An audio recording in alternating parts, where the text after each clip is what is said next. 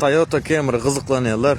Olalar 2021 yılın yanvar ayında öndürülen 2.5 motor Amerikanka. Amerikadan gönü sargalan öz radno renkinde. Salon yağda şun yağda. Start stop bok geliyor bu. Antiradar emme datçıkları var. 47.000 mil geçen. Luke yok maşinde. Önki yağdayın görecek değilseniz win code.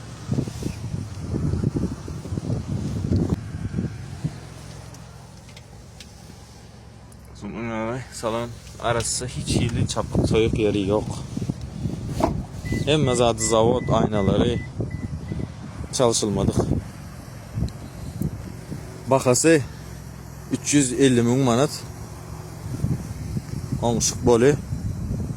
Arkayın havarlaşların aşağıda ES'nin numaranı koyacak.